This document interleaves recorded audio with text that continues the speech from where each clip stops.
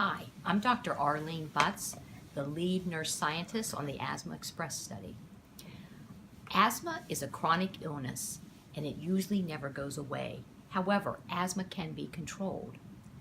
In Baltimore, 1 out of 5 children has asthma. In the United States, it's 1 out of 12. We prepared this video to thank all of the families who participated in Asthma Express and also to teach you what we learned from the study.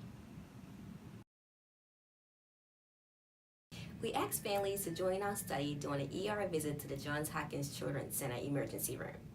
During that ER visit, we drew a little bit of blood from each kid for allergy testing, and then we took a little bit of spit to see how much cigarette smoke kids were exposed to. Half the children in the study came back for an asthma checkup within a week, back to the ER. During that visit, they found out about their asthma allergy testing results and their cigarette exposure levels. All the children in the study received a visit at their home by a nurse. During that visit, the nurse would teach parents about triggers in their home and help them to take care of their child's asthma at home. The nurse also worked with parents to have any cigarette smokers smoke outside the home. We then kept in contact with each family over the course of a year. And during that year, we would either call or come to the home to see about every 3 months how the kids' asthma was doing. And then we would also take a little bit of spit to see about their cigarette smoking exposure levels. Next, in this video, you'll learn about the really important things that we learned from the study. Number 1. 1 out of 2 children in Asthma Express are exposed to secondhand cigarette smoke. Total home smoking bans are strongly recommended to help reduce secondhand cigarette smoke exposure. Total home smoking ban means that no one smokes in or around your home at any time. Even if your child is not in the room, secondhand cigarette smoke sticks to clothes and hair and spreads throughout the air so your child can still inhale it. Breathing even a little secondhand smoke can be harmful. If you or someone in your household would like to quit smoking, you can talk with your healthcare provider or call Maryland's Smoking Quit line at 1-800-QUIT-NOW. If relatives or friends who smoke cigarettes come to your home, follow these simple rules to protect your child from secondhand cigarette smoke. It's in the furniture, it's in the air, it comes through the vents, and even with the jacket. For instance, my husband smokes, but my husband goes out to smoke. If he comes in with that jacket on, then it's in the jacket. You hang it in a closet, it's in the house. And something as small as that can trigger it. Preventive measures, that's why I say. You get told sitting up in the hospital, you'll learn. And that's where it's going to land you if you don't. Number 2.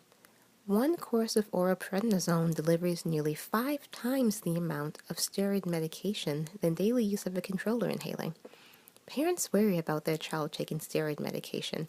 However, it is better to take a small dose of steroid daily using a controller inhaler versus taking a large dose of steroid by liquid or pills when your child is sick with asthma.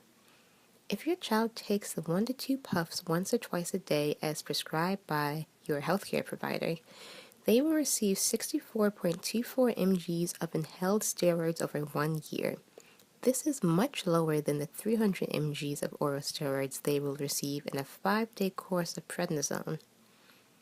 Taking their daily controller inhaler will lead to asthma control, keeping them out of the ED and reducing their need for oral steroids. I take Symbicort in the morning and night, 2 puffs in the morning, 2 puffs at night, spray it 2 times and breathe in and out. If you don't take it and you get off track, you could end up in the hospital and it could lead to problems that you don't want to go through because being in the hospital is not fun.